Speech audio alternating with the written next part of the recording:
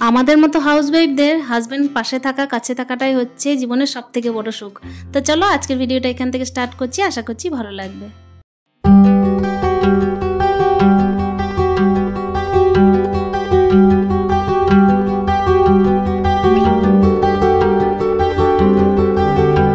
Hello everyone, good morning, welcome back to my channel. আশা করছি সকলেই খুব ভালো আছো। আর দেখো সকাল সকাল আরও একটা ব্লগ নিয়ে চলে এসেছি। আজকে হচ্ছে শনিবার, আর শনিবারের ব্লগটাই তোমাদের সাথে শেয়ার করছি। তবে হ্যাঁ, শনিবার হলেও কিন্তু দিনটা অন্যরকম। কেন অন্যরকম চলো তোমরা সাথে থাকো, তাহলেই বুঝতে থাকবে। এই যে দেখতেই পাচ্ছ, ছাদে কিন্তু জামা কাপড়গুলো মেলা ছিল। আজকে হচ্ছে সকাল টাইমে অনেক রোদ ছিল, তো সেই জামা কাপড়গুলো কিন্তু তুলে নিয়ে আসছি। আসলে মায়ের শাড়িটা তো শুকাতে একদম টাইম লাগে না। আর কালকে কিন্তু অনেকগুলো কাপড় ছাদে দেওয়া ছিল, সেইগুলো কিন্তু একদম শুকায়নি বললেই চলে। বৃষ্টির কারণে কিন্তু আমাকে এই দিক আর ওই দিক করতে হচ্ছিল। তো সিঁড়ির মধ্যে সব মেলা ছিল, ওগুলো সকালে ঘুম থেকে উঠেই দিয়ে দিয়েছিলাম, আর একেবারে কিন্তু শুকিয়ে গেছে। তো সমস্ত কিছুই নিয়ে চলে যাব। ওই যে পরিমাণ রোদ দেয় সেই পরিমাণ কিন্তু বৃষ্টিও দিয়ে দিচ্ছে, আবার যে পরিমাণ বৃষ্টি দিচ্ছে সেই পরিমাণ রোদও দিয়ে দিচ্ছে। এত রোদ দিচ্ছে, তার সঙ্গে গরমটাও দিচ্ছে। সকালের কাজগুলো এখনও পর্যন্ত কমপ্লিট হয়নি। সকালে কাজ এখন সবেমাত্র শুরু করব। আগে এই যে জামা কাপড়গুলো নিয়ে চলে যাই, তারপর কিন্তু একটা একটা করে কাজ আরম্ভ করছি। এই যে দেখতেই পাচ্ছ, এই পাশটায় কিন্তু ভাঁজ করা জামা কাপড়গুলো রেখেই দিয়েছিলাম। এগুলো এখনও পর্যন্ত নিচে নিয়ে যেতে হবে, তো এগুলো নিয়ে যাই, তারপরে তো বাকি সমস্ত কাজগুলো আসেই। আশেপাশে কাজ তো প্রত্যেক দিন যেরকম থাকে সেরকম আছেই আছে। তো চলো, এই যে ছাদের কাজটা কমপ্লিট হলো, এরপর নিচে চলে এলাম। এই যে জামা কাপড়গুলো একদম চেয়ারে ভাঁজ করে রেখে দিয়েছি। যখন সময় হবে তখন একেবারে কিন্তু আলনায় পরিষ্কার করে সুন্দর করে সাজিয়ে রেখে দেবো। এই যে দেখতেই পাচ্ছ, এখানে কিন্তু আমি ভাতগুলো না একটা জায়গার মধ্যে ঢেলে নিচ্ছি। আসলে অনেকগুলো ভাত ছিল যেগুলো খাওয়া হয়নি, তো এগুলো আমি এখন আপাতত ফ্রিজে রেখে দেবো, আর বাসনগুলো বের করে দেবো। বাসনগুলো বের করিনি এই কারণেই, হাঁড়ির মধ্যে অনেকটাই ভাত ছিল, আর রাত্রিবেলায় কিন্তু খাওয়া দাওয়া বাড়িতে হয়নি। আসলে ব্যাপার হচ্ছে বাবার বাড়িতে হয়েছে। এই যে দেখতেই পাচ্ছ, ছেলে কিন্তু আজকে মর্নিংয়ে স্কুল গিয়েছিল। একটুখানি ওদের মানে পড়াশোনার ব্যাপারটা ছিল না, আজকে একটা ছোট্ট পরীক্ষা ছিল, তো সেইটার জন্যই চলে এসেছে দেখো ইতিমধ্যেই। তো এর মধ্যে দেখো আমার কাজগুলো কমপ্লিট করতে হবে। এখানে ফ্রিজে যে সমস্ত খাবারগুলো ছিল সেগুলো তো অলরেডি ভরে দিয়েছি, আর এরপর ভরেই কিন্তু আমাকে বাইরে কাজের জন্য ছুটতে হবে, মানে হচ্ছে বাসি কাজের জন্য। তো বাইরে ঘরের সমস্ত কাজ মিলিয়েই কিন্তু সকালটা শুরু করলাম।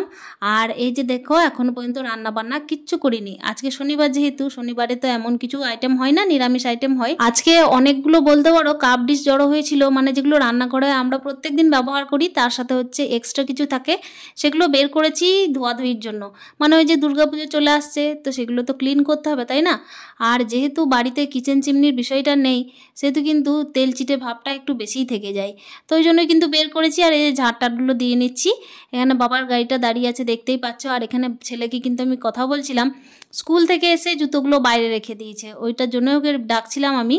আর ঘরের সামনে যেহেতু দুর্গাপুজোর আর কি প্যান্ডেল আরম্ভ হয়ে গেছে, দুর্গা ঠাকুর তো আমার ঘরের সামনেই হয়, তো সেহেতু বারবার চলে যাচ্ছে, আর ওখানে কিন্তু বাঁশের মধ্যে গিয়ে দোল খাচ্ছে।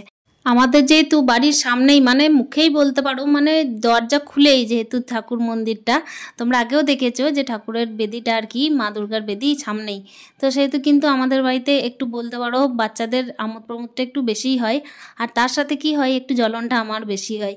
মানে ওই যে দিনরাত যদি পুজো ব্যাপারটা থাকে, তার সাথে হচ্ছে একটুখানি দায়িত্বর ব্যাপারটাও বেড়ে যায়, তার সাথে কি বলো তো বাড়িতেও এত কাজ, তো সেই জন্য কিন্তু দুর্গাপুজোর সময় আমার একটুখানি বলতে পারো চাপ হয়ে যায়। তো চলো, এই যে দেখতেই পাচ্ছ ঝাঁটটাটগুলো তোমাদের সাথে গল্প করতে করতে কমপ্লিট হয়ে গেল। এদিকে কিন্তু আমার স্নান আর রান্না বান্না সমস্তটাই বাকি আছে। তো চলো বাকি কাজগুলো করে নেওয়া যাক। দিন শেষে কিন্তু একটুখানি মানসিক শান্তি আমরা প্রত্যেকটা বাড়ির হাউসওয়াইফরাই চাই, এটাই সত্যি, তাই না? আর আমি যেহেতু ছেলে নিয়ে একাই থাকি, সেহেতু কিন্তু মানসিক শান্তি বলতে আমি আমার ছেলের মধ্যেই খুঁজে পাই। আর এক্সট্রা যেটুকু মানসিক শান্তি বলতে পারো সেইটুকু হাজব্যান্ডের সাথে ফোনে কথা বলে। আর ওই যে দিনরাত তো ঘোরাফেরা, এই ব্যাপারটা আর কি আমার মধ্যে তো থাকেই না। কেন কি, সংসার নিয়েই থেকে গেলাম, এর বাইরে তো যেতেই পারলাম না। ছেলের পড়াশুনো, ছেলের ভালো মন্দ, ছেলের উজ্জ্বল ভবিষ্যৎ, এইসব নিয়েই চিন্তা করি এই মুহূর্তে, অন্য কিছু চিন্তা করি না। তবে হ্যাঁ, অনেক দিন পর পর যখন হাজব্যান্ড আসে, তখন কিন্তু মনের মধ্যে একটুখানি খুশি হয় বলতেই পারো। কেন কি, ওই যে ফ্যামিলি কমপ্লিট হয়ে যাওয়ার ব্যাপারটা যেটা থাকে না, সেটা কিন্তু হয়। তো আজকেই সেটাই হতে চলেছে। দেখতেই পাচ্ছ এখানে আমি তার জন্য কিন্তু তাড়াহুড়ো করে কাজগুলো করছি, পুজো টুজোগুলো করছি বলতে আজকে দেখো কত সুন্দর একটা ফুল ফুটেছে, তোমাদেরকে দেখালাম। তো মনের আনন্দতেই বলতে পারো, ফুলও তুলছি, পুজোও দিচ্ছি। কাজের আমেজটা তখনই বেড়ে যায় যখন মানসিক শান্তি দেওয়ার মতো লোক থাকে, এটা কিন্তু সত্যি কথা। আর আমাদের মতো বাড়ির হাউসওয়াইফদের যাদের বাইরে কোনো রকমের কাজ থাকে না, ঘরটাকেই সমস্ত কিছু মনে করে, সংসারটাকে মন্দির মনে করে, তাদের কাছে কিন্তু একটুখানি মানসিক শান্তির জন্য হাজব্যান্ডের পাশে থাকাটা খুব দরকার। আর যেহেতু ছেলেকে নিয়ে একা থাকি, সমস্ত দিক একা দেখতে হয়, সেহেতু কিন্তু এই জিনিসগুলো একটুখানি প্রাধান্য দিতেই হয়। তো চলো, তোমাদের সাথে গল্প করতে করতে গোপাল সোনা শৃঙ্গার হয়ে গেল, আর তারপরে কিন্তু পুজোটাও সেরে নেব। আজকে যেহেতু হচ্ছে শনিবার, সেহেতু রান্নার চাপটা আগেই নেই বলেই দিয়েছি। রান্না তেমন কিছু করিনি, তাই রান্নাটা আজকে শেয়ার করলাম না তোমাদের সাথে। আজকে করেছিলাম একটুখানি আলু পোস্ত, ডাল আর হচ্ছে পাঁপড় ভাজা, আর ছেলের জন্য একটুখানি মানে ওই যে চাটনি করে দিয়েছিলাম, বাস এইটাই। এই যে দেখতেই পাচ্ছ টেবিলের সামনে অনেক কিছু নামানো আছে, তাই না? মল থেকে অনেকগুলো আমি ডিশ কিনেছিলাম, তো সেই ডিশগুলো একটুখানি টেকসই হয়েছে বলতে পারো। আর যেগুলো পাড়ায় বিক্রি করতে এসেছিলো সেই জিনিসগুলো একদম টেকসই হয়নি, তো সেই জন্যই কিন্তু সেগুলোকে সমস্ত কিছু ধুয়ে টুয়ে রাখলাম। আর যখন ধুয়ে রাখলাম তখন কিন্তু যে সমস্ত ফাটা ডিশগুলো ছিল সেগুলোকে একেবারে ক্যান্সেল করে দিলাম। মানে আমি তো ভাবতেই পাইনি যে ডিশগুলো ফেটে গেছে, কিন্তু ইদানিং যখন পরিষ্কারের ব্যাপারটা চলে এসেছে তখন কিন্তু দেখছি অনেকগুলো ডিশ আর কি ফেটে গেছে। তো সেগুলো তো আর ইউজ করা যায় না, তাই না? আর কি বলতো, রান্নাঘরে কিন্তু কোনো রকমের কোনো ফাটা জিনিস ইউজ করতে নেই, এতে তো মা লক্ষ্মীর বাসনপত্রের সমস্ত দিনই এটাই শুনে এসেছি। সেজন্যই কিন্তু যে সমস্ত রিজেক্টেড ডিশগুলো ছিল সেগুলো বাদ দিয়ে দিয়েছি। আর এই যে দেখতেই পাচ্ছ এখানে চাটনি খাওয়ার জন্য ছোট ছোট ডিশ কিনেছি, তো তার মধ্যেই ছেলে আবার পিছন দিকে পেনের কালি দিয়ে দিয়েছে, তো এগুলো মাজা ঘষার পরও ওঠেনি।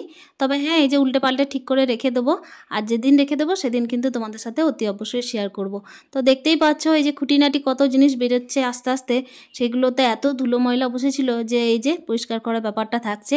এখানে কয়েকটা কিন্তু কাচের বোল কিনেছিলাম, সেই বোলগুলো এখনো পর্যন্ত কাজে লাগানো হয়নি। আর এখন যে মুহূর্তে আমি ভাতটা রান্না করছি, ভাতটা বসিয়েছি, সেটা হচ্ছে প্রায় সন্ধ্যের টাইমের ক্লিপ। ওই যে নতুন করে রান্না বান্নার ব্যাপার হচ্ছে, কেন কি এই যে হাজব্যান্ড এসে উপস্থিত হয়েছেন, এখন প্রায় সন্ধ্যের টাইম, তো সন্ধ্যের টাইমে কিন্তু আমি রান্না বান্না ওই জন্যই শুরু করেছি। প্রত্যেক দিনের এই যে ক্লান্তি একটা, তার মধ্যে যে একটা শান্তি, সেটা কিন্তু এখানেই খুঁজে পাওয়া যায় নিজের ফ্যামিলিকে ফুলফিল দেখে। তো ওইটাই কিন্তু আমার সাথে সারা দিন সারা মাস অপেক্ষা করার পর, যখন 1.5 মাস 2 মাস পর হাজব্যান্ড আসে, তখন কিন্তু আমার ওই 2-4টে দিন কিন্তু দুর্গাপুজোর থেকেও বড়সড় ব্যাপার হয়ে যায়। সত্যি কথাই বলতে মনে অনেকটা শান্তি আসে। আর এই সমস্ত দিনগুলোতে যেগুলোতে ওকেশন হয় কোনো, সেগুলো আমি কিছু বুঝতে পারি না, সত্যি কথাই তাই। তো এখানে দেখতেই পাচ্ছ এখানে রান্না বান্না বসিয়েছি, তবে হাজব্যান্ড যখন আসে তখন কিন্তু নিরামিষ হয় না।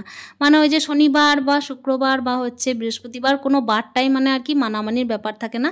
তো ওই জন্যই এখন রান্না বসিয়েছি ভাত ডাল, আর তার সঙ্গে হচ্ছে চিকেনের ঝোল, মানে হচ্ছে দেশি চিকেনের ঝোল, যেটা আমাদের বাড়িতে প্রায় বেশিরভাগটাই হয়, মানে ওটাই খেতে আমরা পছন্দ করি। তাছাড়া কিন্তু এমনি চিকেনটা খেতে আমরা খুব একটা পছন্দ করি না, সেই জন্যই খুব একটা হয়ও না। আর এখানে দেশি চিকেনের ঝোল করছি অল্প স্বল্প করেই। ছেলে যেহেতু ডাল ছাড়া খেতে একবারে অভ্যস্ত নয়, সেই জন্য কিন্তু ডাল করেছি একটুখানি। আর ওই যে প্রেশার কুকারের মধ্যেই চিকেনটা কিন্তু দিয়ে দেবো, কেন কি চিকেনটা না দিলে দেশি চিকেনটা একটুখানি হার্ড হয়, তো ওটা খুব একটা মানে শক্তর জন্য ছেলের খেতে অসুবিধা, সেই জন্যই কিন্তু দিয়ে দিলাম প্রেশার কুকারে। তারপর কিন্তু ফুল ফ্যামিলি মিলে খেতে বসেছি। আর এই যে সময়কে দেখে একসাথে খেতে বসা, এইটার কিন্তু আনন্দটাই অন্যরকম। যখন আমি ক্যামেরার মধ্যে এই দিনগুলোকে বন্দি দেখি, তখন কিন্তু নিজের মধ্যে খুব একটা শান্তি পাই, কেন কি এই স্মৃতিগুলো আঁকড়ে ধরেই কিন্তু পরবর্তী দিনগুলোতে আমাকে কাজ করতে এনার্জি দেয়। একটা সত্যিকারের সুগৃহিণী, একটা সত্যিকারের হাউসওয়াইফ প্রকৃতপক্ষে যে শুধুমাত্র সংসারের জন্যই ভেবে এসছে, সে সারাদিনের পর কিন্তু টাকা পয়সা ধন দৌলত চায় না। ব্যতিক্রম বলে জিনিস থাকে, এটা আমি প্রত্যেকটা ভিডিওতেই বলি আর এখনও বলছি। কখনো কখনো হাউসওয়াইফরা স্বার্থপর হয়ে পড়ে, কিন্তু ব্যাপার হচ্ছে অধিকাংশ হাউসওয়াইফ 99% কিন্তু একেবারেই সংসারের জন্যই খেটে যায়। আর দিন শেষে চাই বা কী বলো, একটুখানি মানসিক শান্তি, হাজব্যান্ডের ছেলের সুখ, এইটুকুই, চোখের সামনে তাদেরকে হাসতে খেলতে দেখা, এই নিয়েই তো তাদের সংসার, তাই না বলো? আর সেইভাবেই কিন্তু আমারও তাই। আমি কিন্তু দিন শেষে সবাইকে একটুখানি চোখের দেখা দেখতে চাই, আর সবাইকে নিয়ে সুখে থাকতে চাই। এইটুকুই চেয়েছি জীবনে, এইটুকুই যেন চেয়ে থাকতে পারি। নামমাত্র বিবাহিত জীবনে পা দেওয়া মানেই হাউসওয়াইফ হওয়া যায় না। সত্যি কথা বলতেই একে অপরকে পাশে রেখে সংসার জীবনে কিন্তু অনেকটা এগিয়ে যেতে হয় পথ, তাতে পথ কিন্তু কষ্টকর হলেও এগিয়ে যেতে হয় একসাথেই। তো চলো, আজকের ভিডিওটা এখানেই শেষ করছি। আশা করছি আজকের ভিডিওটাও তোমাদের খুব ভালো লেগেছে। দেখা হচ্ছে নেক্সট ভিডিওতে, ততক্ষণের জন্য স্টে হ্যাপি মন।